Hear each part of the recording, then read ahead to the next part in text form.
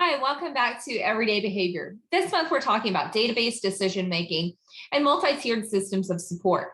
So when we're talking about multi-tiered systems of support, we've talked about using universal screening to identify which students need more intensive intervention. And so we talked about that typically 80% of your students should be meeting the expectations or your standards through that high quality classroom instruction and group intervention. And so you should be, whether that's through your reading groups or through your math block, 80% of the students in your classroom should be accessing high quality instruction, and they should be meeting learning objectives through that instruction.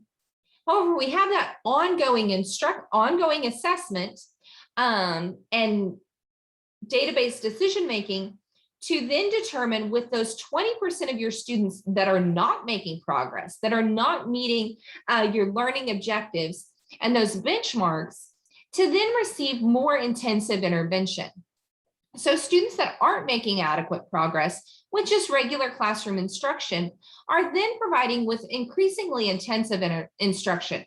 So then we're going to provide them targeted interventions, and we're going to progress monitor at that point. Are those students, that 20%, making progress with just a slightly more support? So about 15% of our kids are maybe receiving small group instruction, whether that's with a reading specialist, a math specialist, or some form of individualized intervention that's scientifically based to kind of move them and remediate that instruction.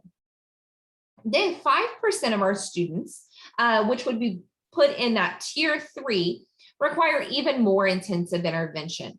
And so those students are going to need that individualized intensive intervention. They're going to need even more support to then move to meeting their goals or those learning objectives, whether that's in reading, writing, or behavior.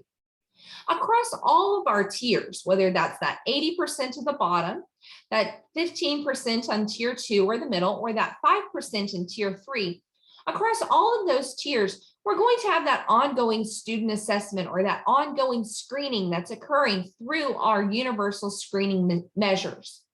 We're going to continue regardless of which tier you're at. All students across all tiers are accessing that general education curriculum and classroom instruction. And across all of them, we're going to have our parent involvement. And so that's occurring at all 3 of your levels. So you can see here, when we're looking at our tiers and we break students down into those tiers, all students are receiving that high quality instruction. 80% of those students are making progress through that instruction, but we're screening all of our students and they're still receiving differentiated instruction at that bottom tier, tier 1.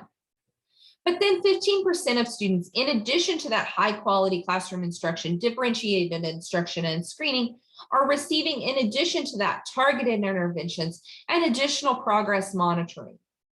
And then 5% of our students are receiving that most intensive instruction, where we're providing the most support to those students.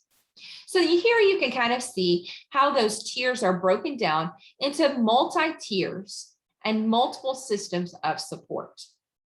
I hope this kind of explains to you some of the MTSS and the background and how these tiers intertwine with your progress monitoring, your universal screening, and your database decision-making problem-solving model. So I would like for you to watch our additional videos if you haven't yet had the chance, and to review our additional resources at everydaybehaviors.com. You can like or follow us on Facebook at Everyday Behavior with Dr. Marianne. And I encourage you to subscribe right below by clicking the red subscribe button so that you receive additional updates as additional videos are posted. Thank you and have a great day.